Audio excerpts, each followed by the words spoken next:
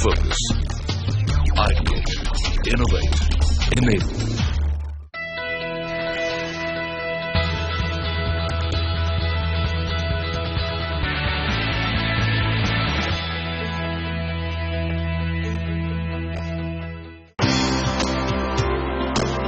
बेंगलुरु के nitty school of management को उनके बेहतरीन टीचिंग स्किल्स के लिए जाना जाता है।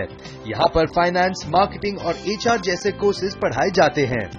हमने इन स्टूडेंट से बात की और जाना कि इन्वेस्टमेंट और सेविंग्स को लेकर इनके मन में क्या सवाल है और पहला कदम से इनकी क्या उम्मीदें हैं। इन्वेस्टमेंट हमारा लाइफ में बहुत इम्पोर्टेंट है। एक स्टेज हमारा लाइफ में आ जाता है कि सेविंग होने के बाद इन्वेस्टमेंट जरूरी है। इन्वेस्टमेंट करना ही चाहिए हमें फ्यूचर के लिए और हमारे पर्पस के लिए और हमारा फैमिली पर्पस के लिए भी। As a student I have to settle with my job in a that's one of first goal. After achieving my goal, I have to buy my car for support to my parents and for buying a house. These are my student goals.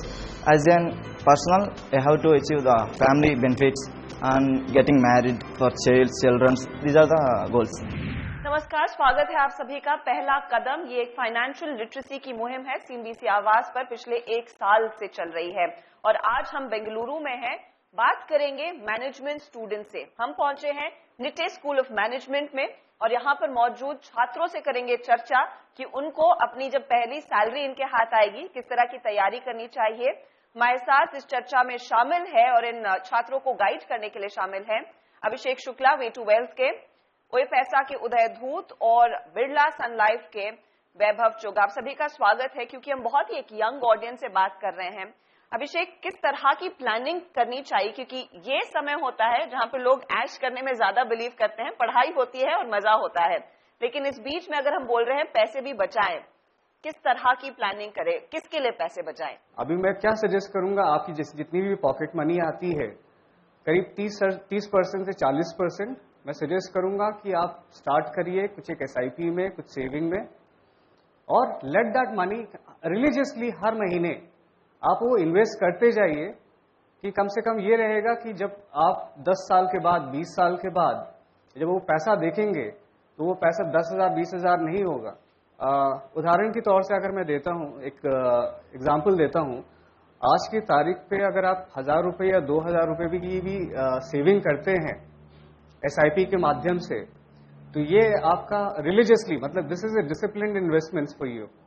तो आप 1,000-2,000 की भी saving करते हैं, अगर समझ ये मान के चलें कि 20 साल या 30 साल के लिए, तो 20-30 साल में ये आपकी सेविंग कुछ नहीं तो आपको 25-30 लाख रुपए देगी। उदय, क्योंकि यहाँ पर हम चर्चा कर रहे हैं कि कैसे पैसे बचाए। अब इन लोगों की पॉकेट मनी है 6,000 रुपए, 80% लोग शायद हॉस्टल में रहते हैं तो शायद food is taken care of और 6,000 बाकी एक्सपेंसेस के लिए है। एसआईपी की बात अभिषेक ने की, 1-2 हजार रुपए, I don't know how many people can really take that out. छोटे से छोटा अमाउंट क्या होगा अगर इन्होंने शुरुआत करनी है, टेस्ट करना है वाटर्स कि कैसे सेविंग्स या इन्वेस्टमेंट होती है और कैसे फिर उसको आगे एक्सपैंड करें। आई थिंक खर्चा करने का एक सही तरीका ये है कि बहुत लोग, पहले हमारे माता पिता भी यही करते थे कि पैसों को अलग अलग एनवेलप में बांट देते थे कि अगर आपके पास 6,000 रुपये महीने के हैं जो आपको खर्च करने हैं, तो भाई ये 1,000 रुपये दोस्तों के साथ पार्टी करने के, ये 2,000 रुपये कोई और चीज के लिए, तो उसको उस हिसाब से आप अलग कर देंगे तो क्या है, आपका खर्चे पर कंट्रोल रहेगा। एटलीस्ट आपको पता तो रहेगा कि भाई इस महीने मूवी का कोटा पूरा हो गया, मुझे और मूवी इस महीने नहीं देखनी है, नेक्स्ट मंथ देखनी है। तो खर्चे को कंट्रोल करने के लिए ये एक आप तरीका इस्तेमाल कर सकते हैं। रही बात सेविंग्स की, बहुत जरूरी चीज ये है कि आज आप लोग जैसे कि स्कूल में, कॉलेज में अभी मैनेजमेंट के बारे में सीख रहे हैं, आपके पास में अभी समय है, आप इन्वेस्टमेंट्स के बारे में भी सीख सकते हैं। थोड़ा पैसा, आज अगर एसआईपी होती है या बैंक में आप आरडी खोलते हैं तो आप 500 रुपया मिनिमम मतलब आप इन्वेस्ट कर सकते हैं। तो मैं ये नहीं कहूँगा कि खाली पैसा बैंक आरडी में डालें, यहाँ डालें। अभी आपके पास में समय है सीखने का, तो थोड़ा पैसा म्यूचुअल फंड्स में डालें, थोड़ा पैसा बैंक आरडी में डालें। इससे क्या होगा, जैसे जैसे आप अपने करियर में आगे बढ़ेंगे, आप एक बार जॉब ले लेंगे और फिर आपकी कमाई बढ़ेगी, तो आपको ऐसा नहीं होगा कि आपको कोई भी चीज़ की नॉलेज नहीं है। आपने ऑलरेडी कुछ छोटे मोटे एक्सपेरिमेंट्स कर लिए हैं, कुछ छोटे छोटे प्रोडक्ट्स को देख लिए हैं, तो हर चीज़ करने की कोशिश करें। मेरे ख्याल से अगर सब मिला के आप लोग इन्वेस्ट नहीं कर सकते हो, तो हमने तो कॉलेज में क्या किया था, दोस्तों का एक ग्रुप बना लिया था। तो कुछ लोग पैसा हम लोग म्यूचुअल फंड में डालते थे, कुछ पैसा हम लोग डिपॉजिट में डालते थे। इससे क्या होता था कि हम सब कोई अलग अलग चीज़ों के बारे में सीख भी सकते थे और कुछ पैसा साथ में भी बन जाते थे और फिर पार्टी करने के लिए पैसे भी जमा हो जाते थे। वैभव, सबसे सिंपलेस्ट इंस्ट्रूमेंट क्या होता है अगर किसी ने पहला कदम लेना है निवेश के लिहाज से? सबसे आसान इंस्ट्रूमेंट क्या है, किसके साथ शुरुआत की जाए? आज हमारी फाइनेंशियल इंडस्ट्री है जो आज इतनी डेवलप हो गई है कि वी हैव बहुत सारे इंस्ट्रूमेंट्स हैं हमारे पास। कौन कौन से इंस्ट्रूमेंट और कहाँ से शुरू करना चाहिए, उससे पहले मैं ये सजेस्ट करूंगा कि हमें एज एन इन्वेस्टर हमें पहले अपना गोल डिफाइन करना चाहिए कि मेरा गोल क्या है, मैं किस चीज के लिए सेव कर रहा हूं। फॉर एग्जाम्पल, आप अभी करियर शुरू करेंगे और आप ऑफिस जाना शुरू करेंगे, पहला गोल इंसान ये बनाता है कि मैं 2 साल या 3 साल में एक गाड़ी खरीदूं। अगर आपका वो गोल 1 साल के बाद है या 2 साल के बाद है, तो बहुत सारे इंस्ट्रूमेंट्स ऐसे बाजार में अवेलेबल हैं जहां पर आप इन्वेस्ट कर सकते हैं मंथली या कुछ एक सर्टेन अमाउंट के साथ, और आपको एक सर्टेन रिटर्न देगा जो शायद बैंक एफडी से ज्यादा होगा। सो अकॉर्डिंगली आप एक ऐसा प्रोडक्ट चूज कर सकते हैं जो आपको आपके गोल की तरफ लेके जाएगा। मोस्ट इंपॉर्टेंटली देन अंडरस्टैंडिंग कि कौन सा प्रोडक्ट अच्छा है, जो मैं सजेशन दूंगा, हमें ज्यादा जरूरी जो समझना चाहिए वो ये समझना चाहिए कि हमारा गोल क्या है। हर गोल के लिए एक प्रोडक्ट आपको मिलेगा। अगर आपका गोल 20 साल के बाद है, एक प्रोडक्ट मिलेगा। अगर आपका गोल 2 दिन के लिए है, बिलीव यू मी, आपको इंडस्ट्री में एक प्रोडक्ट मिलेगा जो 2 दिन में आपको एक ऐसी रिटर्न देगा जो मे बी ट्रेडिशनल इंस्ट्रूमेंट से ½ या 1% ऊपर होगा। So from a bank FD, bank RD to a mutual fund to insurance to real estate, gold, everything is a instrument जहां पे आप इन्वेस्ट कर सकते हो। बट माय सिंसियर एडवाइस ये रहेगी कि आप पहले अपना गोल डिफाइन कीजिए। हर गोल के लिए आपको एक प्रोडक्ट मिलेगा। वक्त हो रहा है एक छोटे से ब्रेक का, लेकिन लौटेंगे जल्द ही। आपने घर खरीदने के लिए लोन लिया तो एक आपका एसेट भी साथ साथ में बना और आपका क्रेडिट भी साथ में रहा। बट अगर क्रेडिट कार्ड को या कोई भी तरह का लोन आप इस्तेमाल कर रहे हैं रेगुलर खर्चे के लिए, तब वो एक बहुत बड़ा डेंजर साइन है।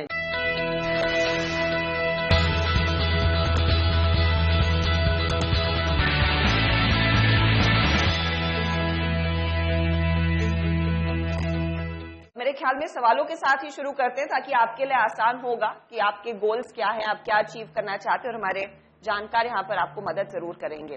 उससे पहले एक चीज बोलना चाहूंगा, बहुत जरूरी है आप सबके समझने के लिए कि आपकी उम्र में आपको ये समझना बहुत जरूरी है कि सेविंग और इन्वेस्टमेंट में क्या फर्क है। आज की डेट में आपको इन्वेस्टमेंट्स की तरफ बढ़ना बहुत जरूरी है। इन्वेस्टमेंट्स और सेविंग्स में ये अंतर है कि इन्वेस्टमेंट्स आपको आपकी सेविंग्स पे कुछ रिटर्न भी कमा के देता है, राइट। मैं आपको एग्जांपल देता हूँ वापस से कार का, जो मैंने कार की बात किया, और मैं अपना लाइव एग्जांपल देता हूँ आपको। जो मैंने करियर शुरू किया उस टाइम पे मारुति जैन बहुत फैशन में थी, और मैंने बहुत इंस्पिरेशन से सोचा कि मैं अब मारुति जैन खरीदूंगा 4 साल में, और मैंने पैसा इकट्ठा करना शुरू कर दिया बैंक एफडी में, जिसने कुछ 4.5, 5 या 5.5% का मुझे एफडी का रेट दिया। 4 साल के बाद जब मैंने एक्चुअली में पैसा इकट्ठा कर लिया, कुछ 4-4.25 लाख रुपए, और जब मैं गाड़ी लेने गया, गाड़ी का वैल्यू 5.5 लाख हो चुका था। That was my first learning कि जो मेरी सेविंग्स है क्या वो इनफ है, क्या वो एप्रोप्रिएट है कि जो मेरा गोल है उसे पूरा करा पाए।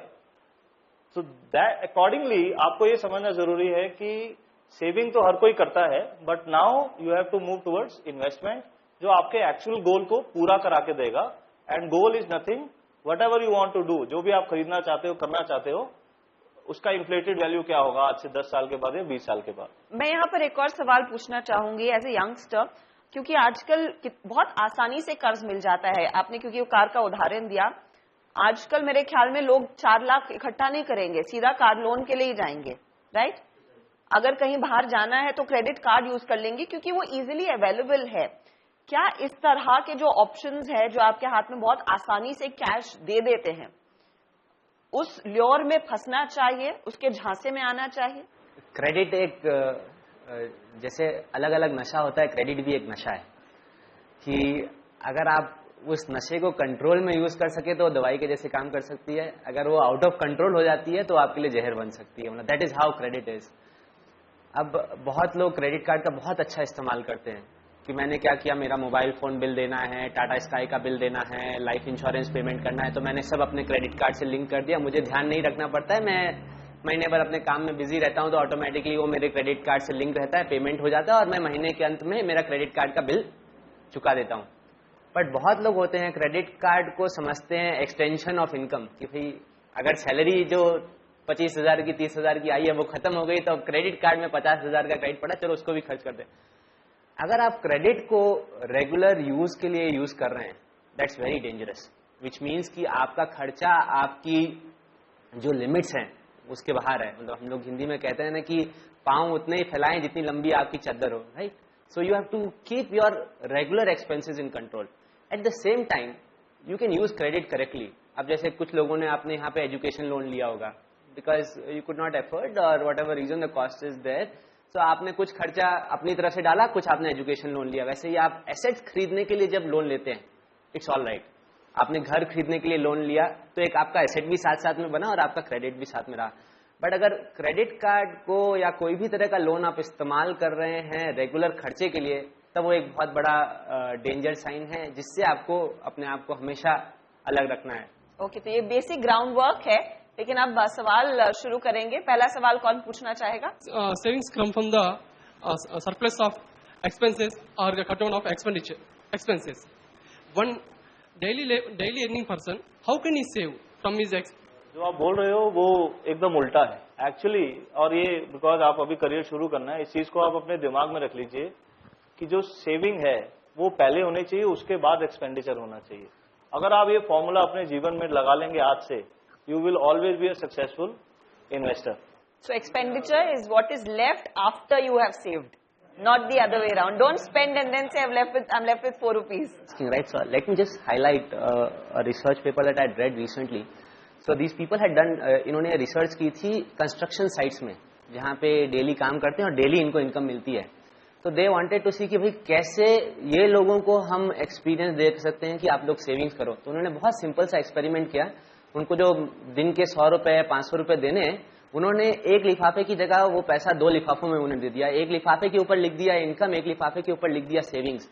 एंड उन्होंने बाद में जाके 3 महीने बाद 6 महीने बाद उस लोगों का स्टडी किया कि just making the small change, एक उनको वो पैसा अलग अलग लिफाफों में दे देने से उनकी सेविंग्स रेट जो है वो बढ़ गई है। तो आई एम सेइंग कि this is, it seems very very simple, it seems very डम कि यार क्या मतलब 2 लिफाफे में पैसा अलग कर दिया तो क्या होगा, but our minds work like that. हमारा दिमाग वैसे काम करता है, जैसे हम वो पैसों को अलग कर देते हैं तो फिर हमको लगता है नहीं मैंने तो एक खर्चे वाला ऑलरेडी कर दिया है, अभी मैं क्यों जा रहा हूँ। तो I think that's how lot of daily wage earners are saying. And then the golden rule like all of us have been saying, first save and then spend. मतलब आप पहले सेव करो फिर खर्चा करो, क्योंकि खर्चा तो अगर आप नहीं कंट्रोल करोगे तो जितनी कमाई बढ़ेगी उतना खर्चा बढ़ेगा। You will find something or the other to spend money on. बारी है एक और ब्रेक की, लेकिन लौटेंगे कुछ और सवालों के साथ। अगर आपके पास 5,000 है फॉर एग्जाम्पल, आप जाएंगे बाजार में, आप शायद एक कंपनी के 1 या 2 या 5 स्टॉक खरीद पाएंगे। वही 5,000 अगर आप म्यूचुअल फंड में लगाते हैं तो वो डाइवर्सिफाई हो जाता है कुछ 50 या 40 स्टॉक्स में। तो आपका जो रिस्क एक स्टॉक पे था वो आज डाइवर्सिफाई हो गया 50 स्टॉक पे।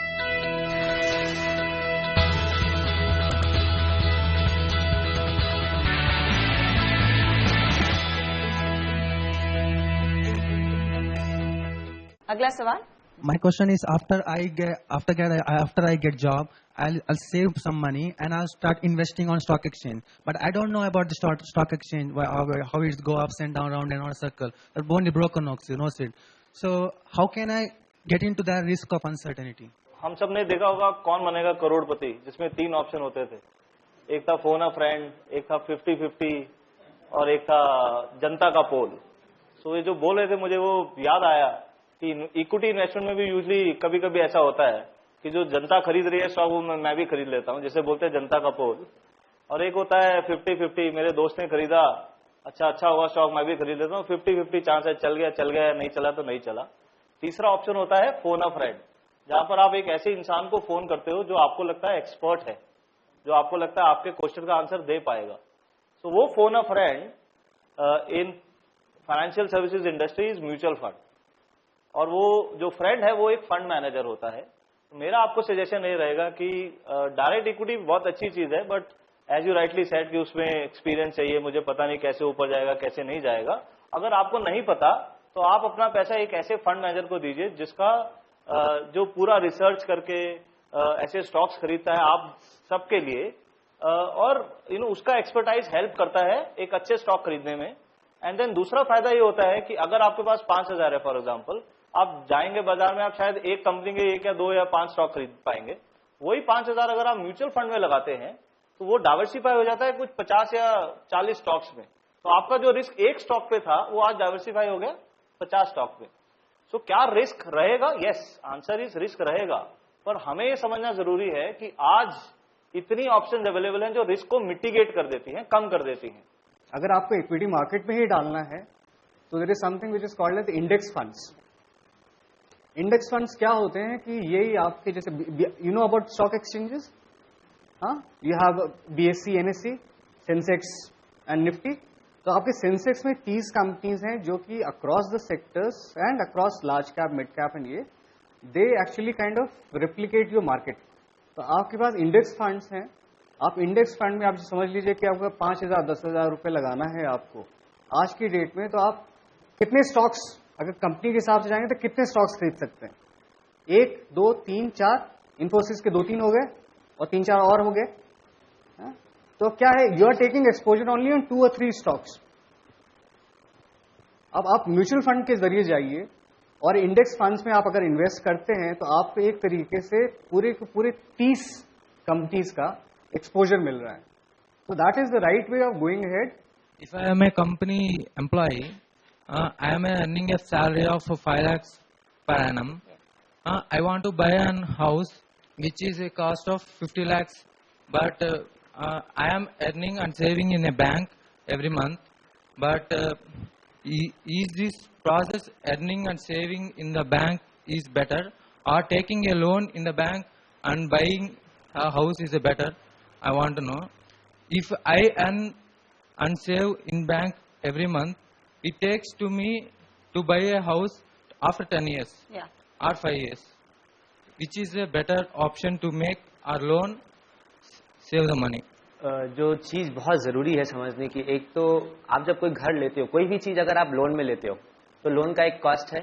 समझ लीजिए मैंने बैंक से अगर लोन लिया तो 50 लाख का आपको घर लेना है, और अगर आपको बैंक में 40 लाख रुपए का लोन लिया तो समझ लीजिए बैंक आपको 10% चार्ज कर रही है।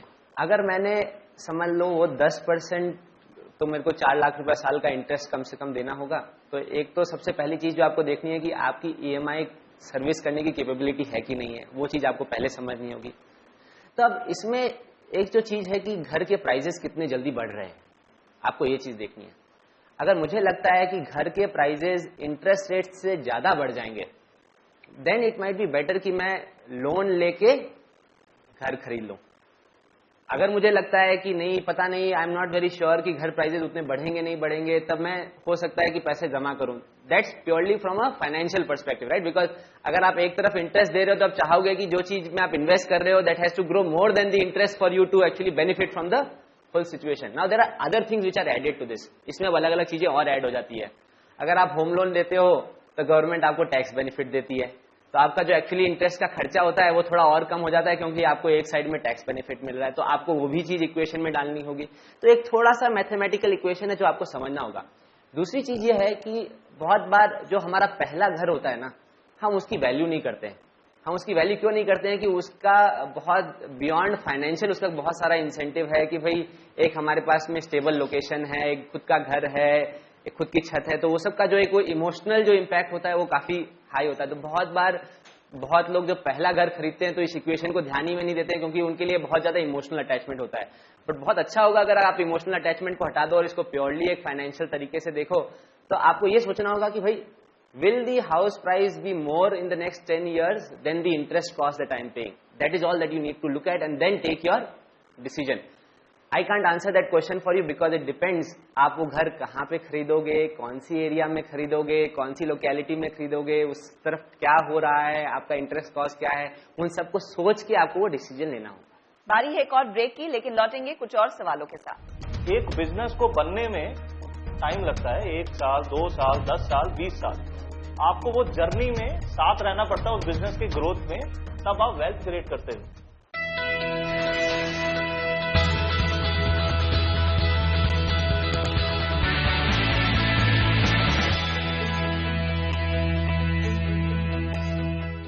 I started investing since 2 years. Actually, we both friends started together, and I'm still continuing. But my friend stopped investing, and he bought a cow. Actually, he bought a cow. A cow. Okay. and we met after 2 years. And he's asking, "How's your business?" I said, like, my profit statement is 0.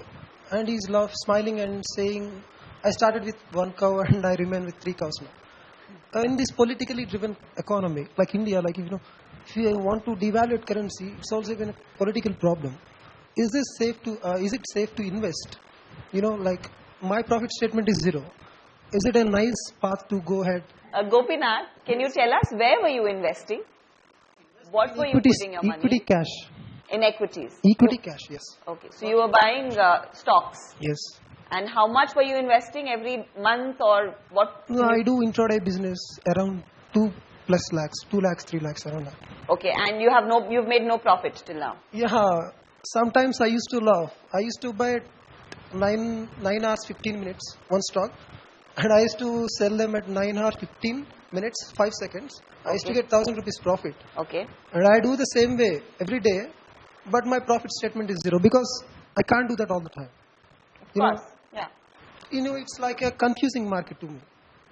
I don't see that often in global markets.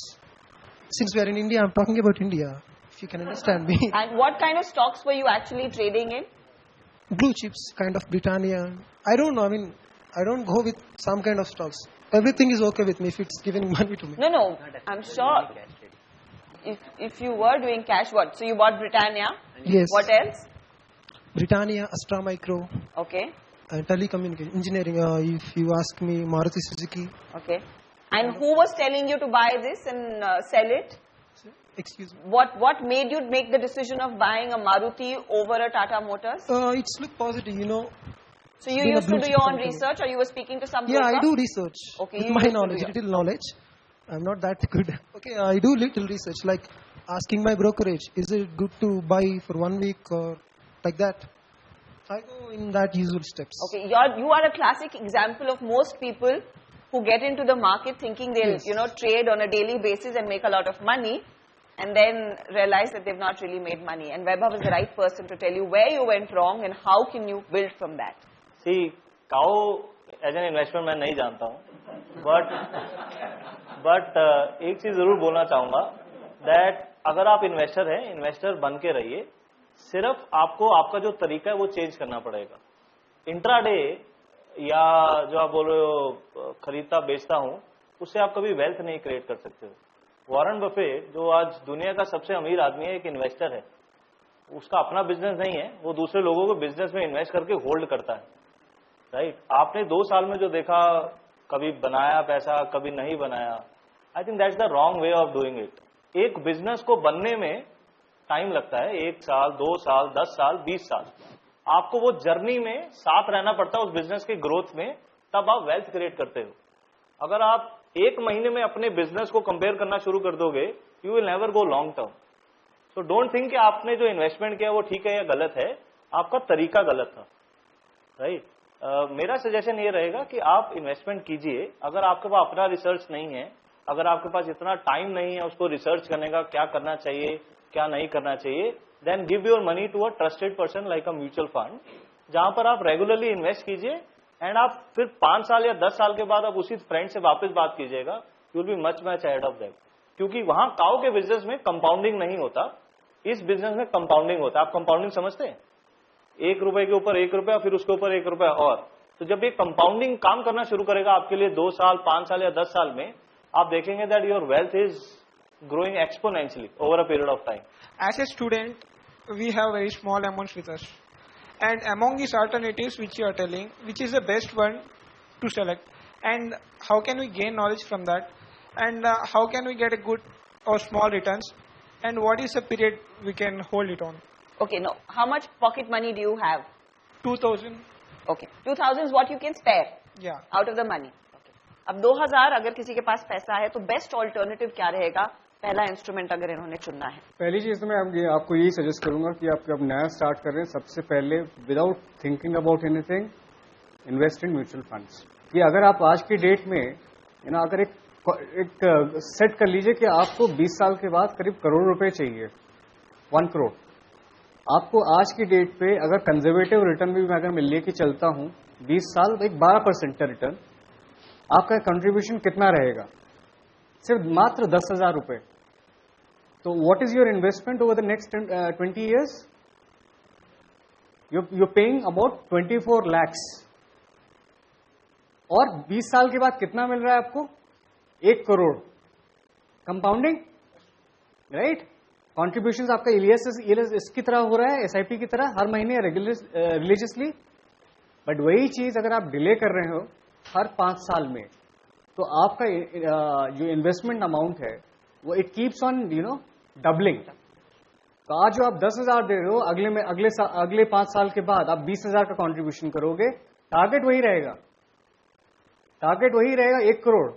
पर यहां पे आपका contribution क्या है? 24 लाख से 48 लाख चला गया। अगर आप इस स्टेज का स्टार्ट करना चाहें, सबसे पहले म्यूचुअल फंड में डालिए, एक एसआईपी के थ्रू के माध्यम से डालिए। बारी है एक और ब्रेक की, लेकिन लौटेंगे कुछ और सवालों के साथ। म्यूचुअल फंड में कुछ फंड होते हैं जिन्हें हम लिक्विड म्यूचुअल फंड कहते हैं। अब लिक्विड म्यूचुअल फंड आपके सेविंग्स बैंक अकाउंट जैसा है। आपने आज पैसा दिया और आप कल पैसा निकालना चाहते हैं तो आप कल पैसा निकाल सकते हैं।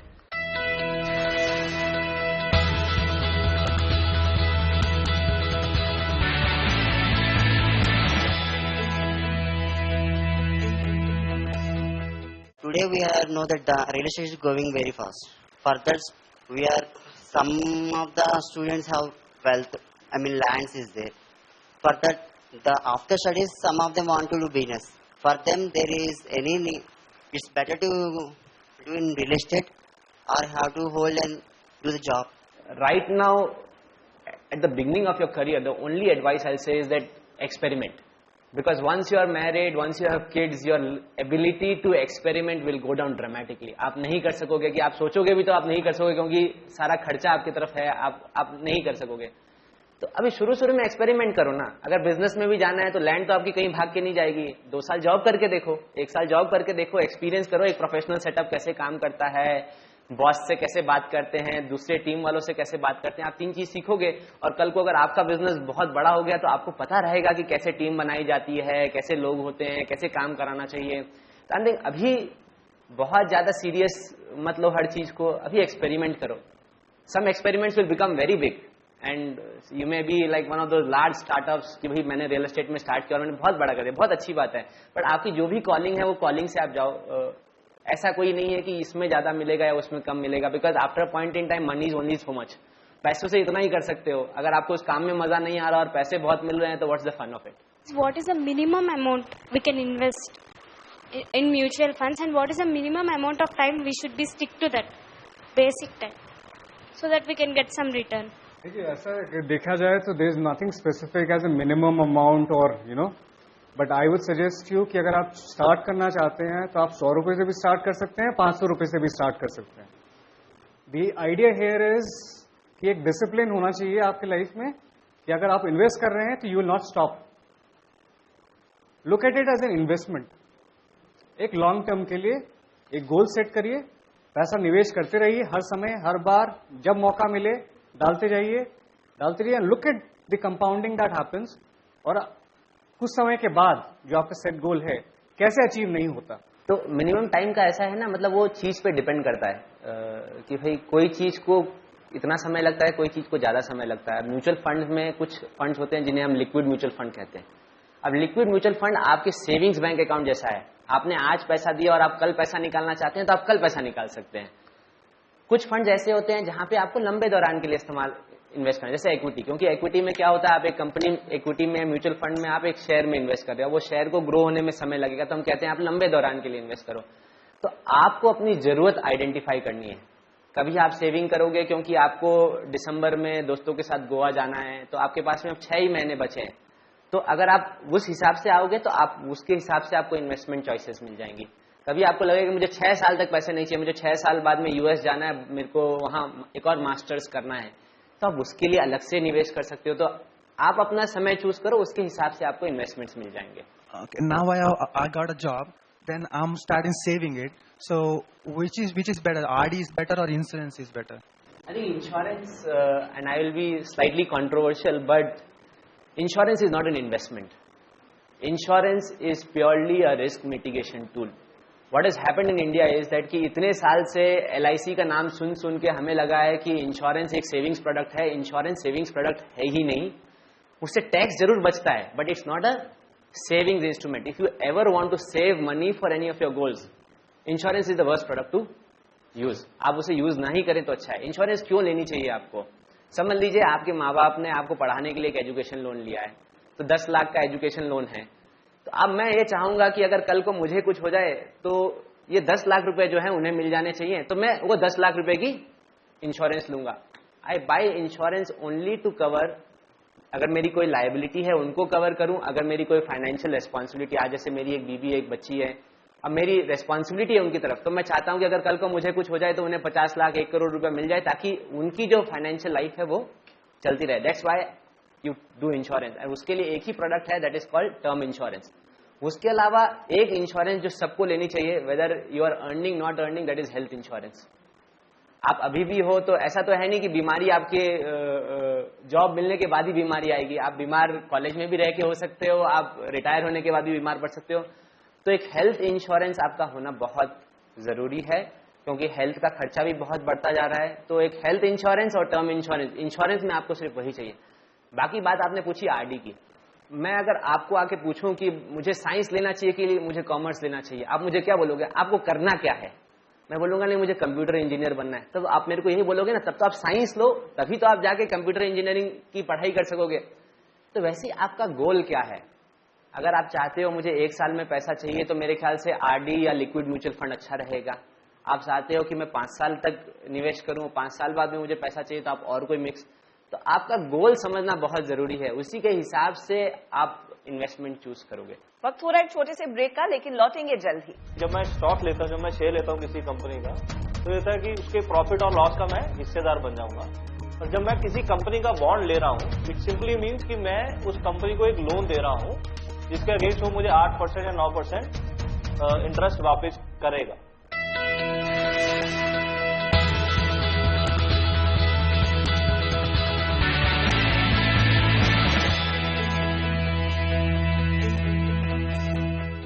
We have been discussing about all the investments, about investment in stock markets. What if I go for a gold bonds or something like that? What are the risks I would face in that? Gold bonds and other government bonds and securities. See, bonds in general, उनमें risk कम होता है. कम in the sense, bonds भी एक company में share holding ही होती है. फर्क ये होता है, जब मैं स्टॉक लेता हूं, जब मैं शेयर लेता हूं किसी कंपनी का, तो ये होता है कि उसके प्रॉफिट और लॉस का मैं हिस्सेदार बन जाऊंगा. और जब मैं किसी कंपनी का बॉन्ड ले रहा हूं, इट सिंपली मीन्स कि मैं उस कंपनी को एक लोन दे रहा हूं, जिसके अगेंस्ट वो मुझे 8% या 9% इंटरेस्ट वापस करेगा. रिस्क ये है कि अगर वो कंपनी डिफॉल्ट कर जाए, उस कंपनी 1 साल के बाद बोले मेरे पास पैसे नहीं है आपको देने को, तो वो एक तरह का रिस्क है. अगर आप सॉवरेन की बात कर रहे हैं, in our parlance sovereign means government security. अब गवर्नमेंट सिक्योरिटी में क्रेडिट रिस्क 0 है, बिकॉज यहाँ पे गवर्नमेंट ने मुझे पैसा वापस करना है.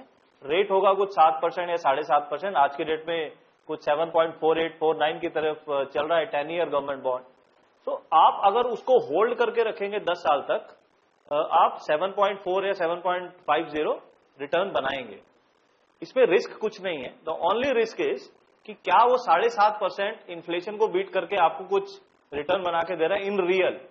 वो that is the only risk. Otherwise sovereign bond in itself is no risk. Gold, again gold bond, the prices are linked to the gold itself. Now gold is also an investment vehicle. जैसे mutual fund है, insurance है, FD है, RD है, इसी तरह gold भी एक instrument है जो आपको एक सर्टेन परसेंटेज ऑफ रिटर्न देता है over a period of time. See ultimately हम तीनों जो बात कर रहे हैं वो अल्टीमेटली गोल पर ही आके रुक रही है कि इंस्ट्रूमेंट बहुत सारे हैं. For every need we have a product, और वो प्रोडक्ट आपके गोल की तरफ लेके जाएगा कि नहीं, वो इंपॉर्टेंट है. काम कैसे करेगा? कोई 8% रिटर्न देगा, कोई 9% देगा, इक्विटी म्यूचुअल फंड 14 या 15% देगा. आपको ये जरूरी है मैच करना. You have to marry your goal with the right investment product. Risk as such gold या सॉवरेन बॉन्ड्स में रिस्क नहीं होता, but yes, the risk is of inflation. I'm a visiting faculty to this institute, and I know the students fairly well about this college.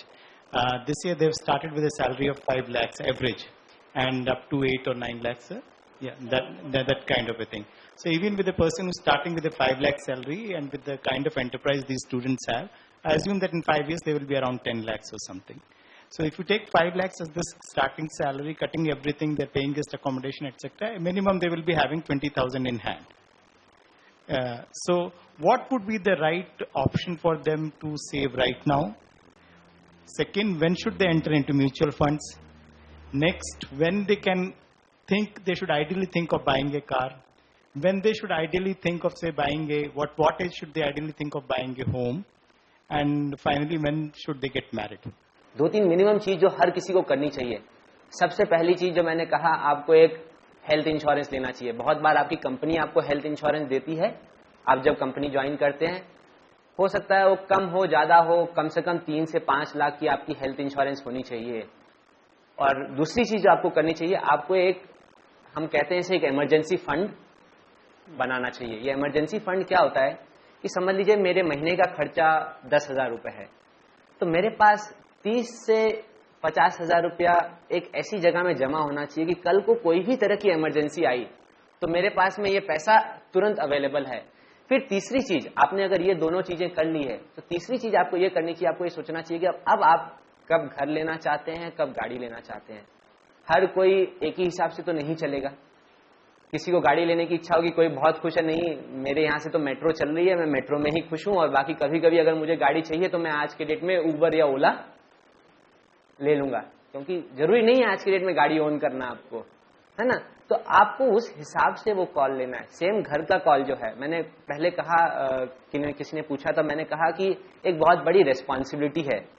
एक बार आप 30 लाख 40 लाख रुपए का loan ले लेते हैं तो आप बिल्कुल समझ लीजिए आप अपने लिए काम नहीं कर रहे हैं, आप फिर बैंक के लिए काम कर रहे हैं, क्योंकि आपकी जो सैलरी है वो आधी तो बैंक को जाती है. फिर तो आपको बहुत सोच समझ के लेना. प्रेशर में आके घर मत लीजिए क्योंकि सब कोई घर ले रहे हैं तो मैं भी घर ले लूं. नहीं, सोशल प्रेशर की बिल्कुल जरूरत नहीं है. आपको जब लगता है कि नहीं I am ready, at that point in time you should buy a house.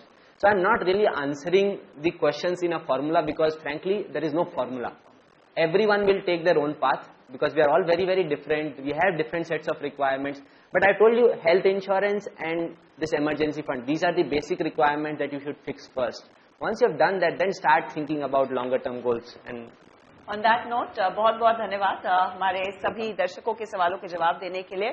और उम्मीद है कि आप सब स्टूडेंट्स को वो बेसिक समझ आ गई है कि जब आपके हाथ वो नौकरी लगेगी आपने कैसे पैसे बचाने हैं और उससे ज्यादा कैसे निवेश करना है ताकि आपका फ्यूचर फाइनेंशियली स्ट्रांग हो और ब्राइट भी हो. बहुत बहुत शुक्रिया हमारे लिए समय निकालने के लिए. इसी के साथ सीएनबीसी आवाज लेगा यहाँ पर आप सभी से इजाजत, लेकिन याद रखिए ये फाइनेंशियल लिटरेसी की मुहिम जारी रहेगी और हम जल्द लौटेंगे एक नए शहर कुछ नए दर्शकों के साथ. नमस्कार.